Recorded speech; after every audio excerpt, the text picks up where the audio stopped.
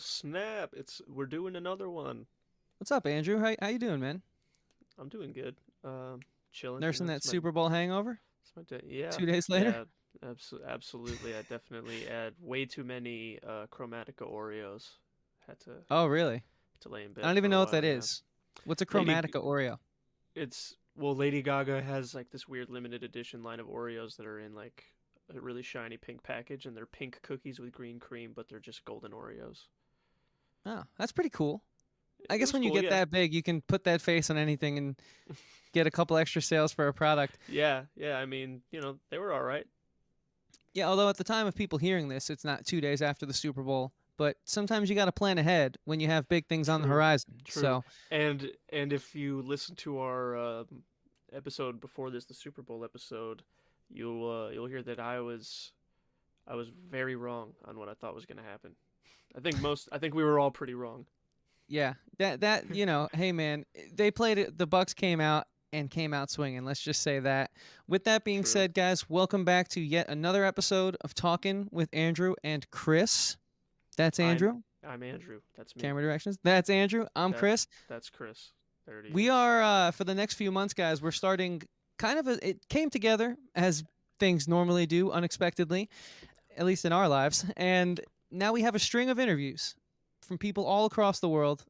A lot of them being in sort of like a retro genre, but of course, Andrew, some reggae bands are coming. You knew it.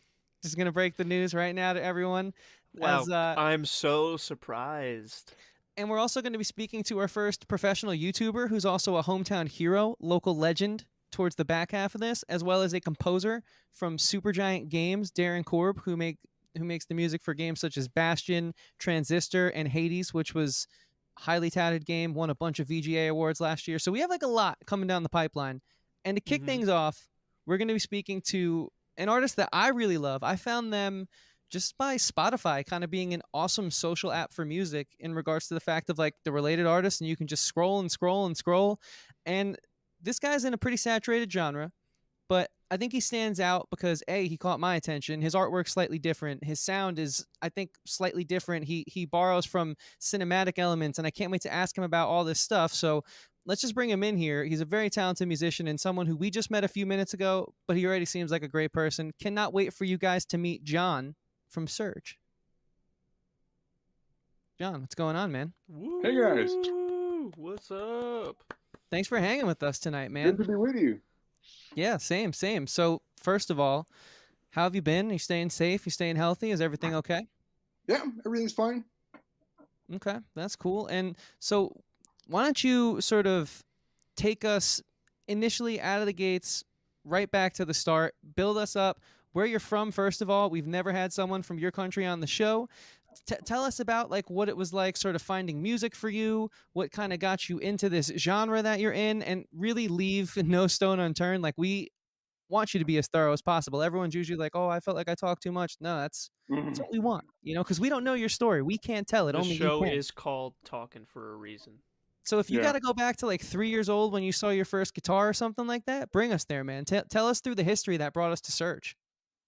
yeah. So it wasn't quite at three, I think, but I think I started playing the bass when I was maybe 8 or 9, I think. And my dad he was playing in a rock band. They played 50s and 60s rock music. So my first band, we actually played like 60s soul music. And we were just like 12, 13 years old back then. So that was a bit odd, I suppose. But we kept playing, and then when we entered the early 90s, I think we turned to grunge, Nirvana, Pearl Jam, Soundgarden, Alice in Chains, all those bands. We sort of copied them quite blatantly. Wasn't that good, actually. So, and then some time later, when in my 20s, perhaps, early 20s, I started playing 70s funk and soul. We sort of went back to soul and funk. And that's fun as a bass player. We just slap the bass.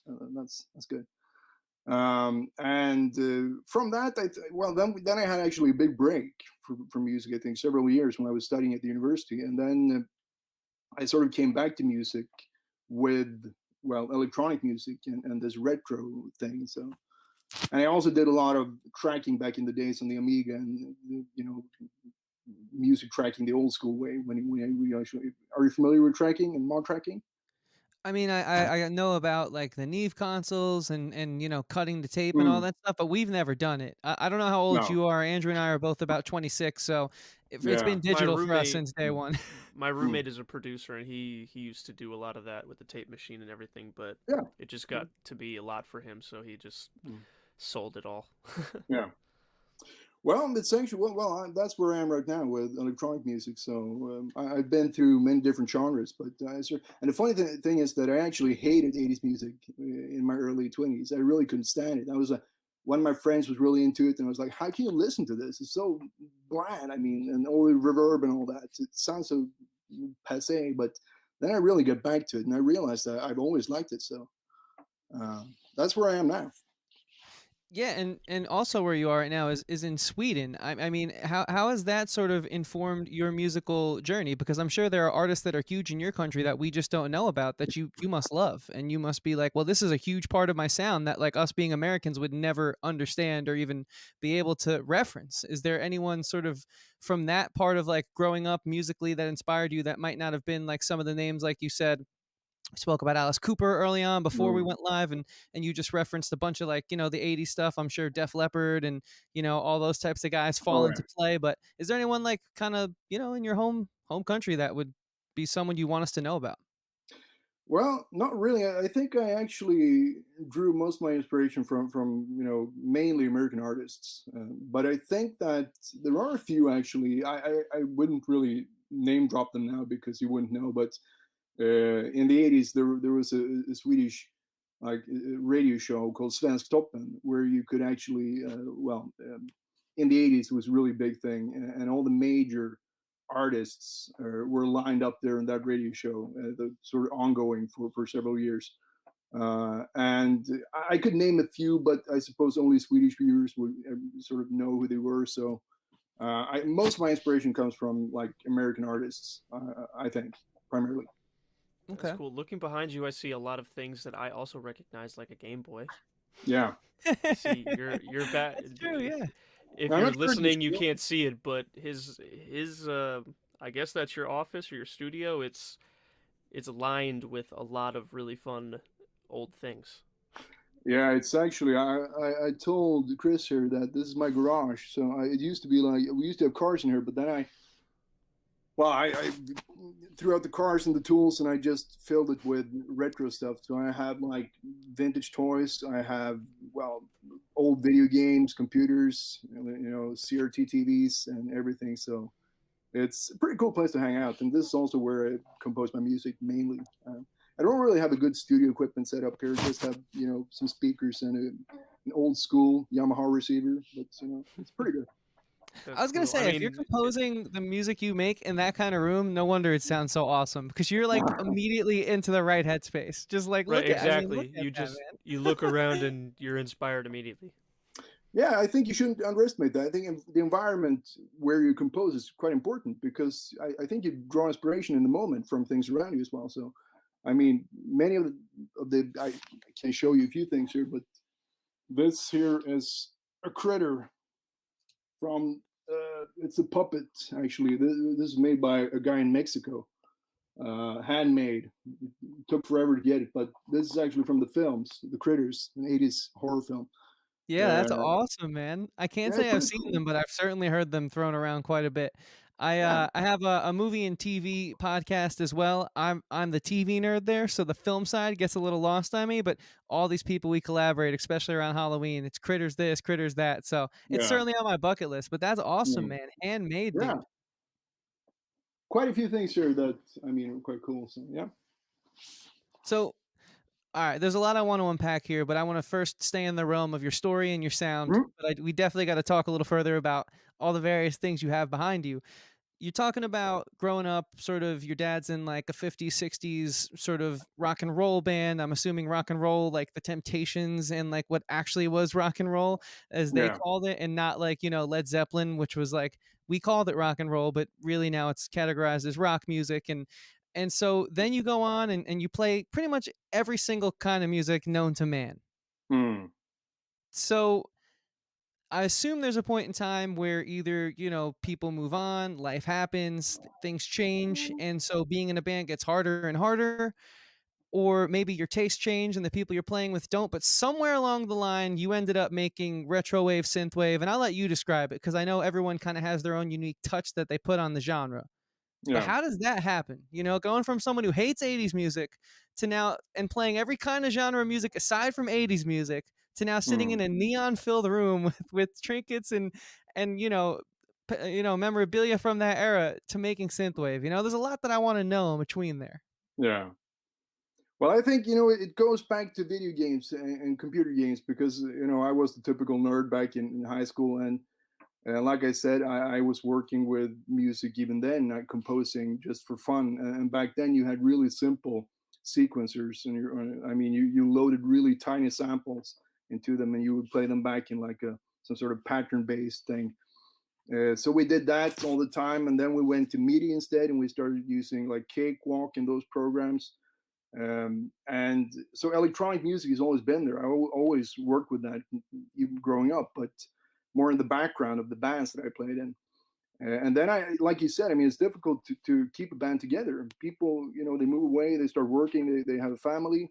It's difficult, and it's very sort of, it's easy to work on your own because it's just you, and you can work whenever you like. You don't have to get together for band practice. You can just, work whenever you can. So I think it suits me quite well. And with the 80s thing, I'm not sure. I think the first like synthwave stuff I listened to was like the Retrowave compilation that Spotify has. They have an official playlist called New Retrowave or something. Yeah, I've I seen listened that. to that, and I was playing like I think I was playing Super Meat Boy. That game is real difficult. I was Yeah, listening I to know that. I about was that game. playing. I realized this is really cool. So I wanted to do something similar. And through that, I think I sort of rediscovered 80s music and what that is about. And I realized I really like it. I know there's something really special about it. And all of a sudden, all those things that I used to mock and ridicule, like the reverb and the drums and everything, I mean, that became the best things about it. So, yeah. No, totally. That makes sense, man. And I think video games have kind of done a lot to push that culture forward. Just the electronic music lends itself so well to video games, and Mm. also with like movie scoring and stuff. You have Trent Reznor and Atticus Ross coming along and sort of implementing that like Nine Inch Nails synth style into Yeah. film, and Even of like course Hans Mark Zimmer. Mothersbaugh Yeah, him too. from yeah. And just like, look at the new Mandalorian score, right? I mean, that has a lot of undertones there as well. So it certainly has permeated the culture. But somewhere along the line, there's scoring which borrows elements, but also there's Hans Zimmer and I would say, Ross and Reznor. They're still very modern though, and they fit the movie. And aside from Blade Runner, which Hans Zimmer did, which was a phenomenal score, Mm, mm. the new one, 2049, Yeah. he kind of, that's the only real retro touch that he's had, even though he's using synthesis a lot in his music.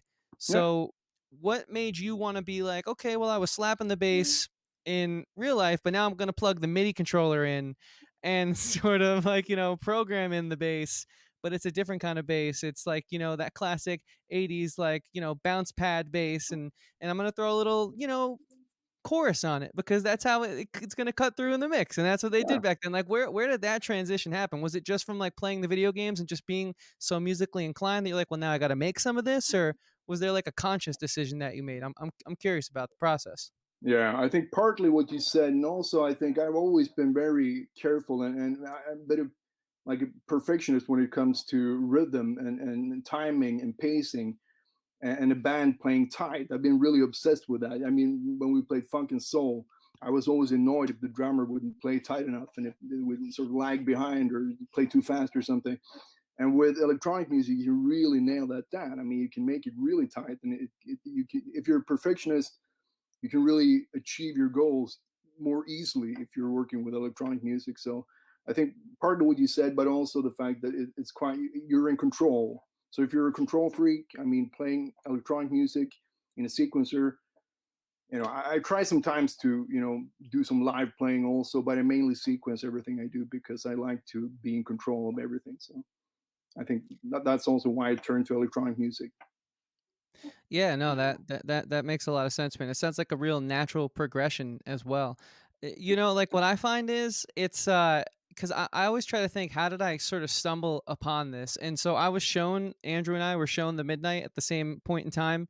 Mm. After a band practice, we were like in a blues band, dude. For the most part, like for real, At playing that like moment, it was a blues band.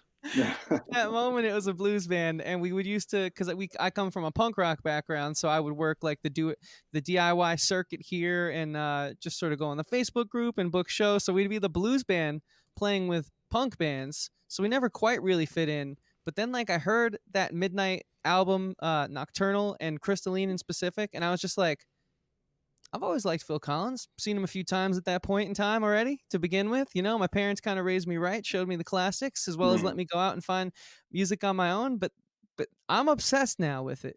And it's like once you get that taste of synthwave, at least for me personally, it's really hard to look back. I What can was your first concur that Chris is obsessed with synthwave. Andrew Kennan, when we really start getting back to writing, we will compromise. Don't worry, I won't drown you in the reverb, so to speak, Andrew. But like, I'm curious, like, what was your like, you know, taste of sort of the synthwave genre? You know, we spoke about the culture, we spoke about the video games, and like the synthesis and that kind of music, but this is a different formula, a different song structure to like something the Midnight does. And so, where did that Mm. first kind of hit you? I think I suppose I just went through that playlist on Spotify, but then where I really sort of lingered was around Starcadian. I'm not sure you know Starcadian, but Starcadian, I his music is amazing. I think because it captures like everything that's cool about 80s culture. I think his slogan used to be like "I make ear movies," and he's referring to the fact that his music is like movies. He's trying to capture like a story, progression, and intensity, and a climax and such. And it's really amazing what he's doing. I mean, all of his tracks are very atmospheric, and they really sort of they capture the vibe of like old 80s cartoons that used to play in the morning. You get like, well, pretty much everything there. So I think Starcadian for me was like, and I think subconsciously I'm trying to copy Starcadian in part. I'm trying to sort of borrow things from him. I'm not really doing it well, but I'm trying at least to sort of achieve that vibe that he has in his songs. So I think Hmm. Starcadian is like the main inspiration there in synthwave. Yeah, that Also, makes George sense. Bishop. Yeah, Yeah. I definitely can see some of that as well. I think that George Bishop's pretty dope, man. Especially this Mm. newest record. It's got like these. I showed Andrew some of it. It's got like these, like almost like neo disco sort of like touch on it. This Yeah. 70, like he went even further back in time with this new record, in my opinion. It's got like those 70s string hits and all that. But yeah, no, like you speak about like cinematic elements, and Mm. obviously there's movie memorabilia all around you. And I do kind of notice like with your albums, and there are a lot, but the few I've listened to, like, you know, The Haunt in specific, Yeah. or most recently, I was just jamming out as I was working out today to Headhunter. There's a narrative there. And I would assume, and correct me if I'm wrong, if I listen to all of your albums, you're trying to tell a story from track one to track whatever, the end. And so, how did that kind of come about? Because you do a good job of sort of inserting like just enough of dialogue where it's not a radio play, but like you understand, like, oh, these are characters and they're at this lake. And so you're paying homage to like the Mm. slasher genre, is what I got, Mm. obviously, from Headhunter. And, you know, The Haunt is a little more, I'd say, sort of paranormal, if that's Yeah. correct. You can correct me if I'm wrong there. So, like, how do Mhm. you kind of go about composing that? Because it's interesting, and this is like one of the main things I wanted to ask you. For the most Mm. part, you're instrumental, yet there's such a strong story to your music. Mm. Yeah, like The Haunt, that was, I think originally I was looking at video games like Castlevania, you know, the fantasy RPG style, old school video games, the gothic style fantasy genre. So I wanted to do something with that and sort of mix that into synthwave and see if I could use the synthwave sort of recipe for that. And I think there's another act. I think they're called Magic Sword. I haven't really listened to them that much, but I think they're also doing something similar. They're also mixing fantasy and goth style music with synthwave. But that was the purpose with The Haunt, I think, to write something like that. You know, it was supposed to be like a video game soundtrack, like a Castlevania style soundtrack for the games. And there's a progression there. I think at least I'm trying to sort of go from beginning to end, and there's supposed to be a boss fight at the end, right? And so yeah, and Headhunter, obviously, that's like you said, the slasher films. I really like the Friday the 13th films, Halloween, all those films. So I was just trying to look at the soundtracks of those films and pick some things out that I could use, but still also I didn't really want it to sound like a background style soundtrack that's supposed to play in the background. I wanted to be like real songs with a melody. So it was really difficult to put it together. I really struggled to make it work, and I don't think I really managed to do that. I'm not very happy with that album, but it's sort of got somewhere at least. You mean Headhunter? That's the one you're not saying you're Yeah, too. not Really, that's entirely interesting happy to with me. Okay, because you're very prolific. You kind of pump music out like that. really, really quickly. You put out what, 4 albums last year? Yeah.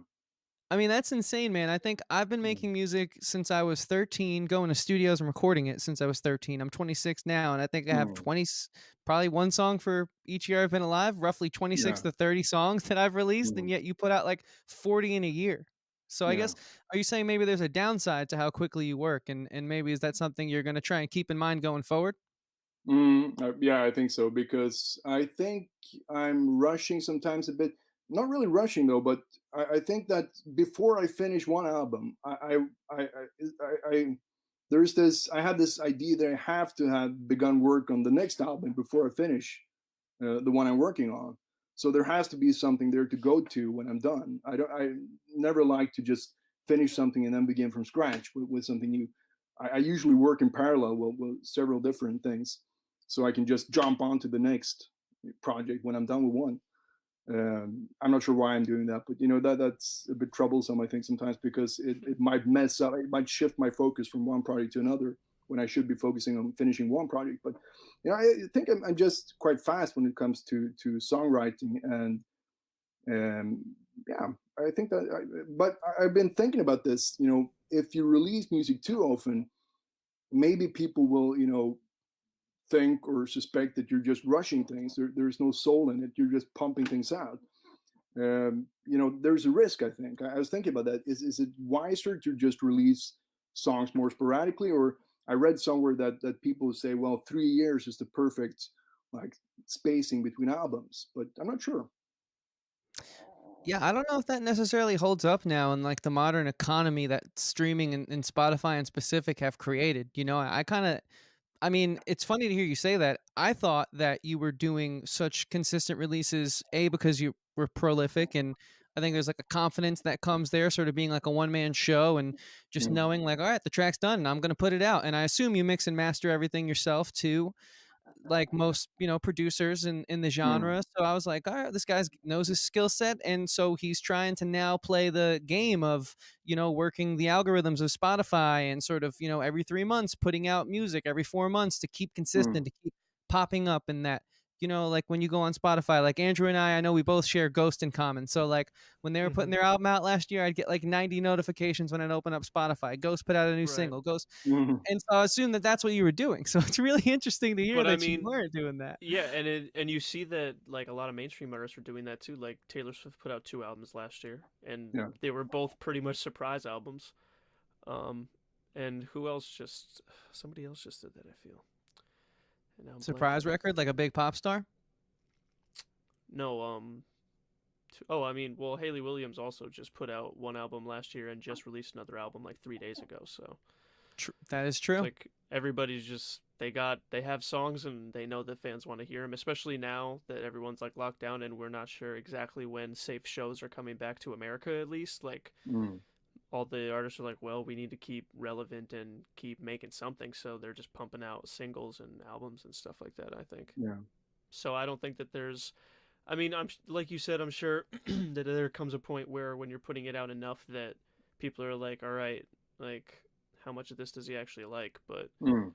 I think that there's also a big thing where you write so many songs that like you put out a certain amount and then you just still have some that you like that they just weren't for this group of the other group of songs, So Yeah. I think that there's definitely a lot of ways that you can just constantly be putting out music and be authentic at the same time.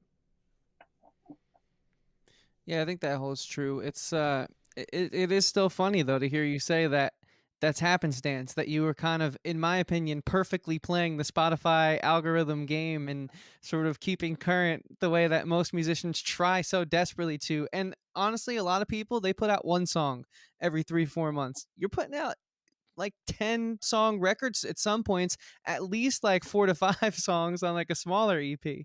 So to kind of take us through your process then, like the creative Mm, process when you sit down. And I know, look, I guess we're just going to assume that you already have something going on, but like, so when you start that parallel, that new parallel, how's that go mm. for you? Yeah, I read somewhere also, what we talked about before here, that it's a good thing to release music often because you stay relevant.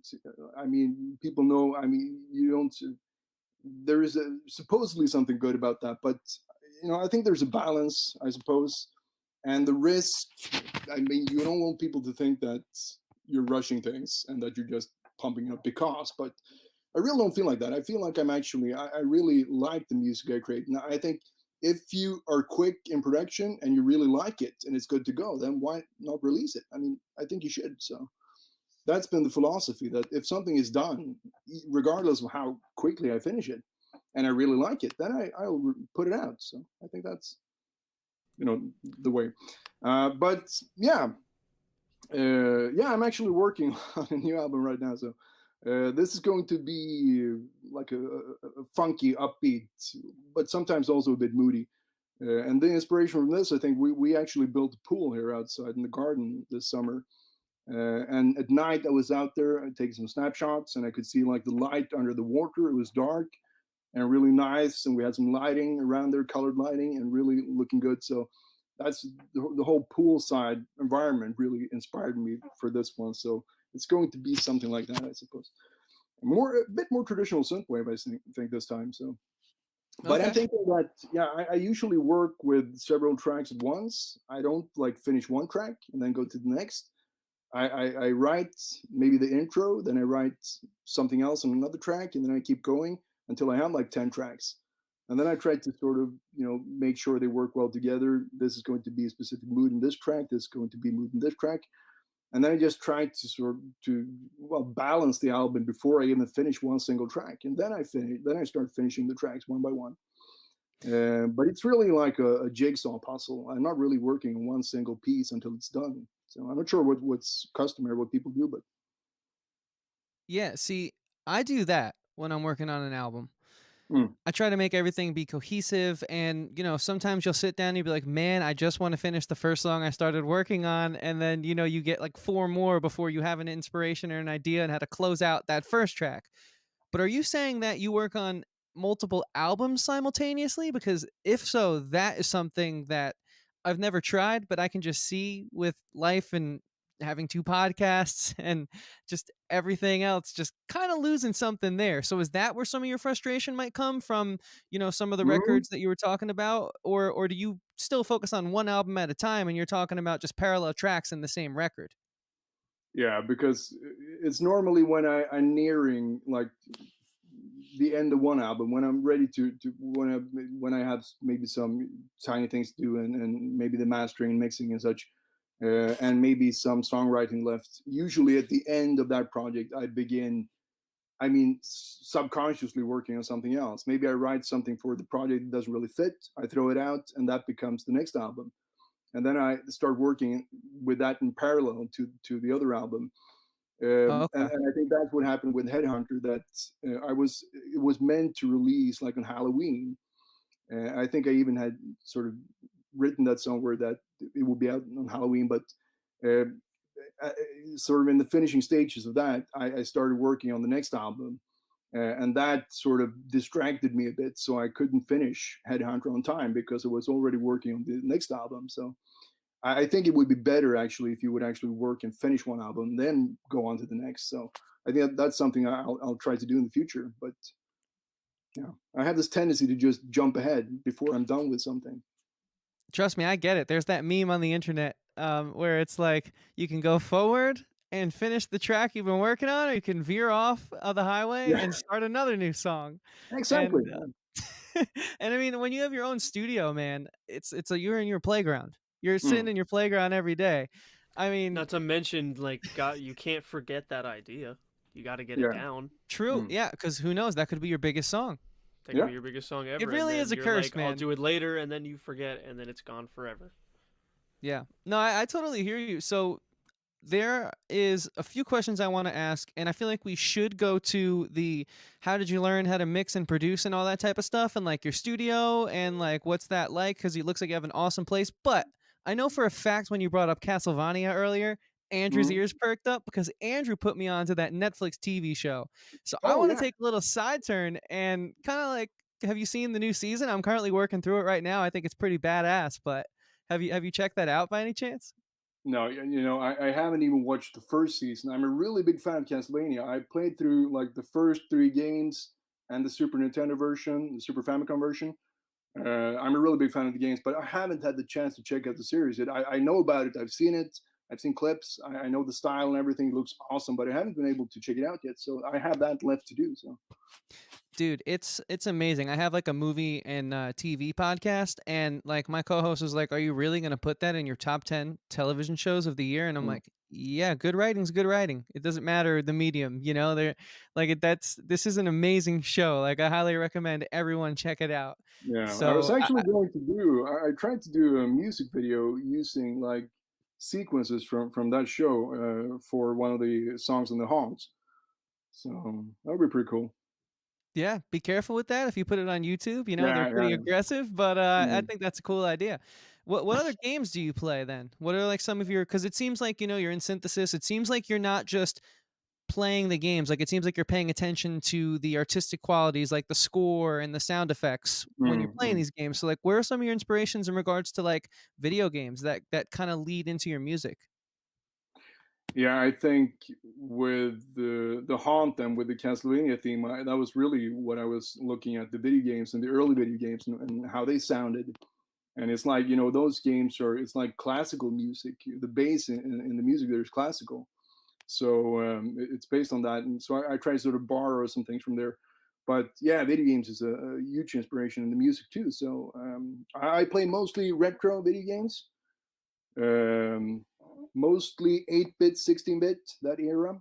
Mega Man. Okay. And it's just it's a hobby to collect these games, but it's getting really expensive. I mean, if you're looking for boxed games and stuff. Right. Yeah, I feel that. What are some of the retro games that you like play? Give us some specific names. Maybe we have something in common.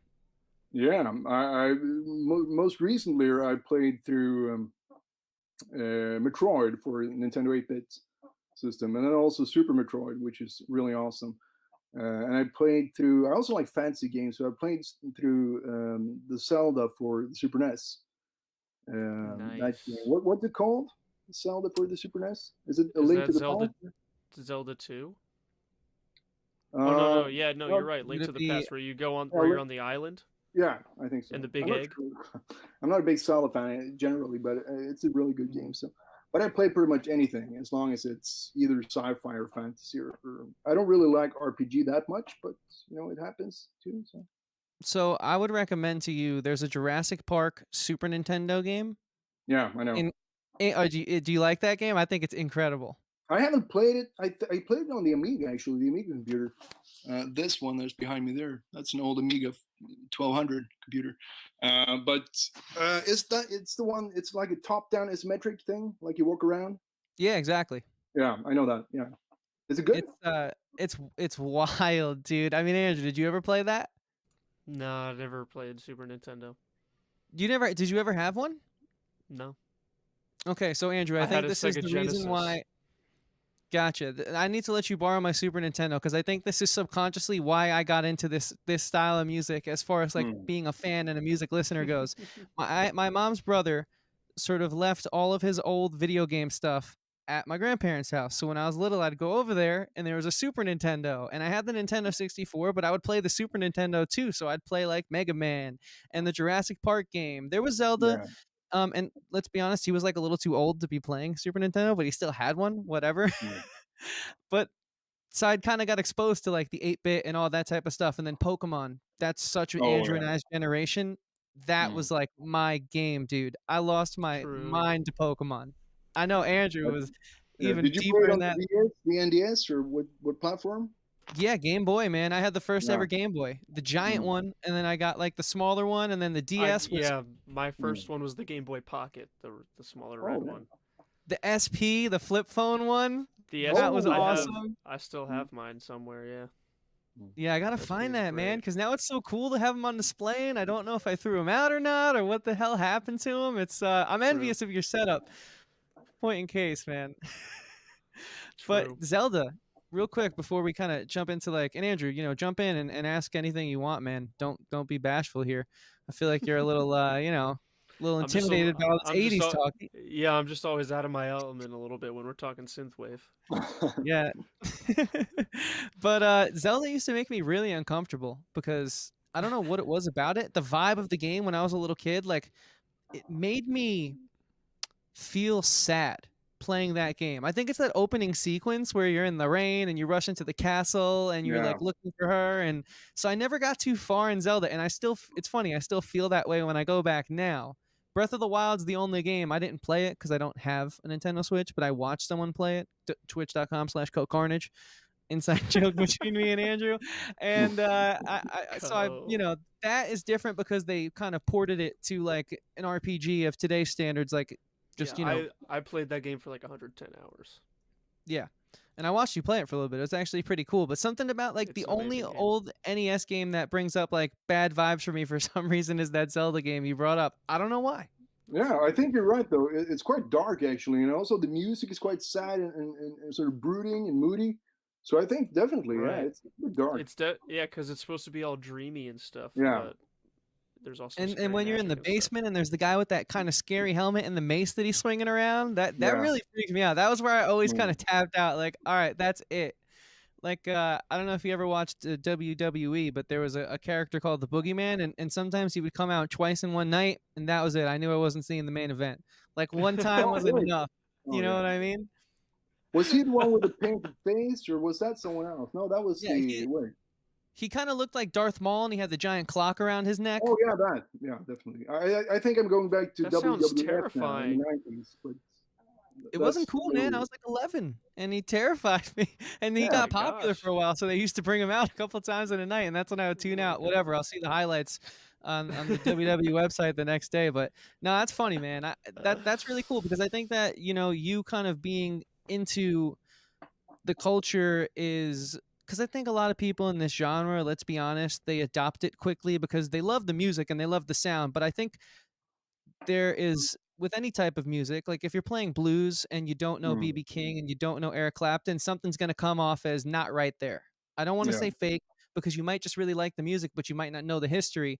But when I listen to your sound, I think like, oh man, this guy cuts through because he's not like the rest of them. Like there's Mm. sort of a depth of understanding of the history that because this music's rooted in a time period that Mm. is 40 years ago now, and Yeah. that's kind of crazy. So I definitely feel that. I'm kind of glad that I got to get that out of you because now I know for sure. I can Yeah. rest easy when I listen and be like, yeah, this guy knows. I'm also a big music history guy, so to Mm. me that's important. And I mean, I I think you touched upon that before that the genre it's sort of branched out more now because the 10, 15 years ago, I mean, even then when Synthwave was relatively new, it was everything was quite generic. Everything sounded the same, but it's starting to sort of branch out more and more now, and it's a natural thing I think because it's a really small genre, and if you look at the Midnight for example, I mean, if they want to grow as a band and become bigger and reach a wider audience, they will have to develop their music. They can't stay within that small synthwave box because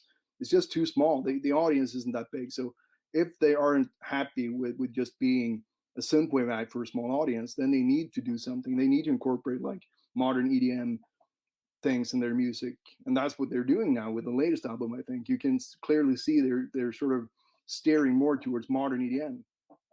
Yeah, and there's also some like kind of hip hop elements as well with Yeah. like the way that they have Mm. those like sort of trap beats in a sense too. Mm. Personally, was not the biggest fan at first, but it's really grown on me because I Mm. understand what you're saying. It took a while though. I was like, no, not the midnight, please. And I was like, well, I shouldn't. have, and that's another thing too. I actually kind of want both of your guys' take on it. Like I had to like, because this happens a lot on my movie podcast, and it's where you get annoyed when a film franchise finally veers off and takes a risk and does something different. Whereas, Mm, like, I feel like if we didn't have the internet and this like culture of social media, this fandom that comes out now where you can instantly communicate with the creators. They might not hear you, but you can leave a comment on their YouTube video and you can read other comments and get the hive mind thought process. So I was like, damn, like they're betraying us or they're doing this. And then I realized like some of that was just reading the comments, yeah. and just judging it out the gates. And whereas if I didn't have social media and it was just like, oh, I'm going to the store to pick up a new Midnight record, I wonder what this sounds like. The excitement there would already have me like it more than like the teaser clips leading up. And like social media almost kind of backfires in a sense there. Like, Mm, what do you guys think about that? Because you're right, you got to progress out of this boxy genre if you eventually want to, like, you do something unique with like the cinematic elements to your music and mm. telling a story. You can't just stay stagnant in art, I believe. I mean, yeah, I think so. I think it happens with all forms of art nowadays. Like it happens. We just talked about it on the No NPCs one with video games. They do it with movies, everything. Like they just spend so much time and money hyping something up and just telling you like you have to listen to this and it's going to be the biggest thing ever and it's going to be great and it's going to change your life forever. And then you're like, wow, this is going to be awesome. And then you experience it and it lets you down because they promised you everything. Like they just hype it up so much and they're like, you got to do it. Like if you don't listen to this, you're not cool. And then like Mm. it's just it always lets you down because you're expecting it to change your life and you can't expect things like that. Like that's why I almost think that part of why Taylor Swift just like dropped 2 albums with like little to no warning is just so that no one was ready for it, and then they're just like, holy shit, we just got a whole album, and you're like, I'm so excited to listen to this album, and then you listen, you're like, oh my god, I just got a whole Taylor Swift album, and then boom, there's a second one, you're like, holy shit, so much music, Mm. and True. then And if you think you about just get it, the Drake excited. surprise record from last year was his biggest album in a long time. Beyonce did it a few years ago. Kanye West, Scoop Diddy Poop. I mean, say what you will about that album and that song. That was a huge splash in the pan, and no one saw that Right, coming. Even if you hyped it up, no one saw that exactly. coming. But I think you know what I'm trying to say. Right, exactly. Yeah, what's your But yeah, take on all that, man? Like the internet age sort of Mm. cultivating an expectation that I don't know if fans deserve, but do you agree with that or disagree with that? Yeah, I was thinking about that because previously I wasn't really, I wasn't, posting previews and saying the album will be out in 10 days, and 9 days, and 8 days, and such. And I really sort of started doing that a while back and tried to do that, but it's really tiring. It's exhausting just to, keep the social media game going. It's quite nice to just drop something out of the blue, and maybe that's a better approach sometimes to just. I mean, suddenly the album appears and people are interested. They want to find out, and if you posted previews for like a month before, people already know what the album is. So yeah, I think it might be a good thing to actually surprise people sometimes. Yeah, you're lucky that you have so many cool different like set pieces behind you that you can post pictures of every now and then. That kind of helps to Mm. keep things going. But no, you're right, man. I think it's yeah, it's like I got over quickly, I guess is what I'm trying to say. Like the progression of the midnight, because I was like, who am I to like who cares, man? I don't listen to it if I Mm. don't like it. Mm. Why am I like, I knew not to do that, but like you eventually just get so caught up in the things you like, and this new type of fandom is it could be toxic sometimes, Mm. at Mm. least in my experience. But since we're sort of rounding the back half of this interview, kind of jumping back to Surge here, man, I'm curious, like the production side of things, that mix and mastering process and your studio. Like, would you mind taking us into like your mind a little bit and your workflow and sort of cultivating the mix and crafting all that? Yeah, I mean, I'm really not schooled in this at all. I've learned, on my own. I picked up things. I have a good friend who's really good at music engineering, so I watch his YouTube tutorials. So I sort of learned from nothing. So I have no schooling. I've studied music in the past. I mean, but that was music theory and playing music. So the whole engineering thing is when I started, with proper electronic music. That was quite new to me, so I've learned along the way, and I'm just using like my ears a lot. I just listen to, the mixing, for example, what sounds good. I mean, I know I'm not using any specific theories or such. I'm not, reading about what is a good mix and how should you pan things left and right and such. I'm just doing whatever sounds good. And the same with the mastering. I'm just trying to boost the volume as much as I can without messing up the mix. So there's no science in this for me at all, really. So I'm just listening to the music and trying to make it sound good. And so far, I think it's been quite successful. So it's not perfect at all. I'm not really happy with any of the mixes or the masters that I've produced, but it's enough, I think. Yeah, I would say so. I think you're a little too humble, and I respect that a lot because I think your mixes are pretty badass, I would say. But no, that's pretty cool, man. So you're working in the garage. Is this what we've been seeing the whole interview? This is where the magic happens then. Yeah. Nice, man. Do you have any cool synths or any special toys that you think make your sound unique? Any old hardware gear? Because I know all these guys they love to post their Junos and all that type of stuff. What's in your collection? No, there is not a single hardware center actually. I do have a few though at my father's house. So, but I'm not really using any here. I'm using VSTs and I'm using reproduction sounds and everything. So I would love to have. There's actually a DX7 now. They're selling at a local music store here. That I'm thinking about picking that up because it's a classic, awesome synth. But right now it's only my computer and my digital audio workstation. So it's nothing else here. But mostly toys. I'm not that much in terms of music equipment. It's just toys and video games. My shelves are overflowing with retro things, so I can't really show you, but I have a lot of toys and things. So I know you showed us the critters recreation, but do you have is that your favorite sort of item that you have in there, or is do you have a favorite sort of, I'll call it set piece? I'm just a film guy, so coming from that background, what would be your favorite set piece in that room?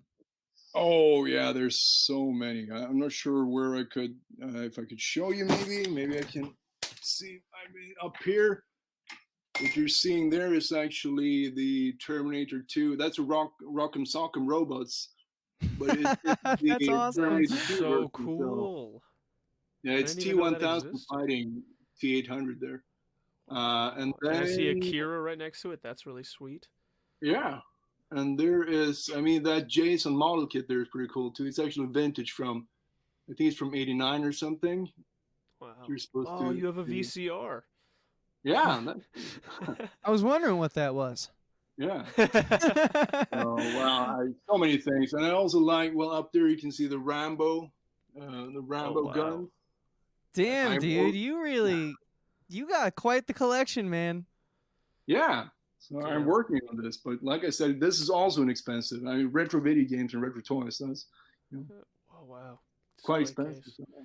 Oh yeah, I think my favorite piece, if I get to show you, is actually, you see that up there? It's a Back to the Future DeLorean. That's the. Oh yeah. It's an RC radio car. You can control it with a remote, so you can. It's pretty cool. That's pretty sweet. That's awesome, man. Thank you for showing us all that. That's really cool. I know this isn't talking TV, but do you have a favorite retro movie, from the 80s? Oh, well, I have to go back. What am I normally watching several times a year? Well, National Lampoon's Christmas Vacation. I really like that. There you go. Wow. Chevy Chase, man. Yeah, Chevy Chase. Also, well, all the sci-fi films, the Critters, Gremlins. Gremlins is awesome. Gremlins 1 and 2. So. Oh, yeah, for sure. Those also scared me when I was a little kid, by the way. Yeah. A lot of things scared me. Dogs. It was scary. Hey man, I got scared at the Bugs. I got scared at the Bugs Life 3D show in Disney World when I was a kid. So. Damn, I got scared in Universal Park at the Jurassic Park World because I thought the dinosaur was real. The 3D was too much. Well, actually, technically, it was a 4D show because they also filled the room with smells and air puffs and. Oh, that's really cool. Yeah, it's really cool. I'm sure I would like it now, but as a 7-year-old, it was way too sensory overload. I was just gonna say that. Sorry, I didn't mean to. I'm sorry, Andrew. I can't help myself. Hey, listen, co-hosts do that sometimes. It's totally fine. That's true. Nah, man, John, dude, this was really cool. Is there anything we left out in your journey before we kind of jump into what we can expect from you in the future? No, I think we covered it, at least the interesting part. So yeah, that's it, I think. Perfect, man. So Well, Andrew, actually, yeah, I just exactly. really. When was the first time you watched National Lampoon's Christmas Vacation? Ooh, actually, I mean, I didn't watch it in the '80s. I think I actually, well, maybe 10 years ago. Wow, that's cool. Wow, had an impact.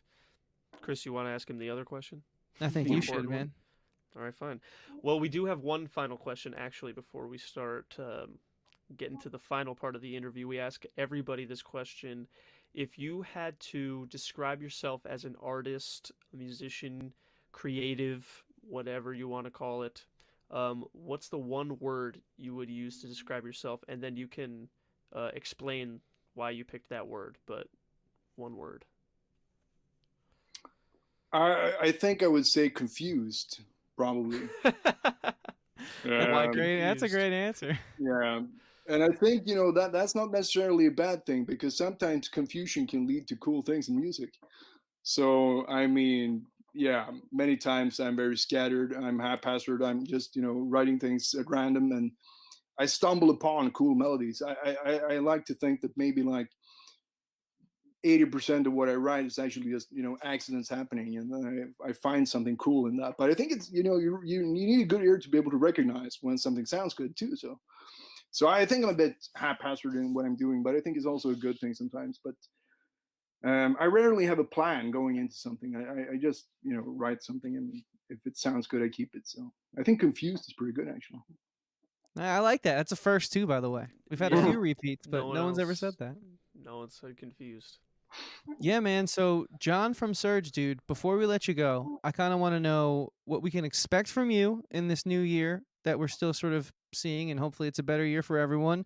But also, like, your hopes for the project for Surge, like, where do Yeah. you hope this thing can go? Like, is the sky the limit? Is it further? And what can we definitely expect on the horizon from you in Surge? Yeah, well, I think I'm pretty happy in the small Synthwave box so far. I mean, I'm no bigger ambitions than that. If people like what I'm doing and listen to it, that's really cool. I mean, I look at Spotify, I'm seeing, well, I have 2,000 listeners each month. That's amazing to me. I'm very happy with that. So I'm just going to stay in that small field, I think. I'm not planning on branching out into anything else, mainly so. And for the next project, I think that's about 95% done. So that's going to be out probably, well, this month, probably. So, and then I was planning on actually going back to the Haunt. I was planning on doing a follow-up album to the Haunt because I felt that I wasn't quite done with that. So, and people seem to really like that. So I'm going to try to do some sort of continuation of that. So that's Nice, man. probably going to happen next.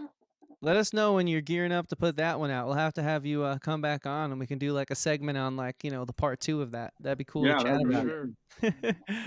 Cool, dude. Well, John, thanks again for your time, man. I know we have like a pretty big time difference, I would say, but we made it work, and appreciate Yeah, it. appreciate it. Good to be And with where you. can Thanks. yeah, man, where can the people find you? Keep up to date with everything that you do on the internet before we let you go here. Yeah, that's Instagram, surge.mtx, and then Twitter is the same handle. So I suppose Twitter and Instagram mainly. Perfect. And he's on all the major streaming services. Just type in Surge, and you'll get hip to his artwork style, which is also pretty unique for the genre. So, yeah, Thank man, you. this was awesome. Thank you for hanging with us tonight, dude. Oh, Really, really appreciate it. yeah. Cool. So, if you wanted to stick around, if you wanted to take off, I know it's late there. That's cool. Andrew and I are going to pull you to the back lobby, and we're just going to do our sort of goodbye real quick. And I guess, Andrew, you can like Hmm. just cut this part out and then just like we'll just go in with like the goodbye section. Yeah, Cool. yeah, All yeah. right. Sounds good. So 3, 2, 1. There you have it, guys. Our interview with John of Surge, man. That was awesome. Yeah, Getting some new that was great. perspectives. Kind of went into like a collector's like den there of like Yeah, 80s retro nostalgia. It was dripping in neon, I would it say, in the it best way it possible. was saturated in neon. So Andrew, I know like synthwave is something that I expose you to a lot, but I think the listeners want to know if seeing all those cool memorabilia and getting to pick John's brain for the better part of an hour is gonna, maybe make you add a few songs to a Spotify playlist that are of Well, an older touch. Well, I mean, I'm all about, music with an aesthetic and like the story behind it. So, him doing them all with movies and things like that, I'm definitely gonna like, he had a lot of albums, so I didn't have time to listen to everything, but I'm definitely gonna go back and look at more of that stuff, and then I'm sure that um that'll get my Spotify algorithm going to show me some more movie kind of synthwave, which might be kind of cool. Yeah, you know how those damn algorithms work. Once they sick their teeth into you, they don't let go. That's true. My YouTube one is feeding me a lot of guinea pig content, and I'm not upset about Guinea pigs. Okay, we'll have to unpack that in a different podcast. it. So, with Fair that enough. being said, guys, this was yet another episode of Talking with Andrew and Chris. We are now 7 for 7 on the year. What What's up? up? What Seven's up? my favorite number. Yeah, 56 episodes we promised, and 56 episodes we will deliver. Having a blast, man. Finally being back in a groove, finally committing to things, and the audience seems to really be enjoying it as well. Yeah. Everyone's kind of seems to be flocking to the YouTube lately. We've had two of our biggest videos yet. YouTube.com/talking with Andrew and Chris. The Instagram, always you guys are good to us there at Talkin Podcast. Talkin spelled TALKIN. It's 90 freaking places all over the screen right now, but if you're listening on audio, I'll spell it again one more time for you. That's Talkin, spelled TALKIN. We post a few times a week.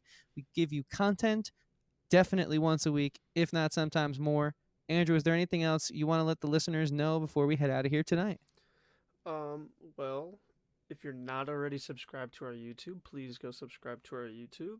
True. We prefer you to watch on YouTube because, look at us. I wash my hair for this show, so make it worth it. But if you're listening or on the go, we're not gonna say no. Thank you very much.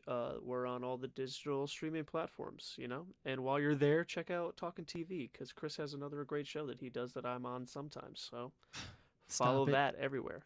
You keep telling me, but I will never stop. Same bit every week. Sorry, guys. It's just who we are. It's who we are. We're creatures of habit, which is why we're sticking with this episode a week, like we said. Exactly. All right, guys. Well, we'll see you next week. And until then, I don't know, Andrew. I forget what we say. What do we say? I knew. I just want you to say it. I like when you say it. Go check out something from the 80s, and culture yourself, but also stay sweet. Yeah.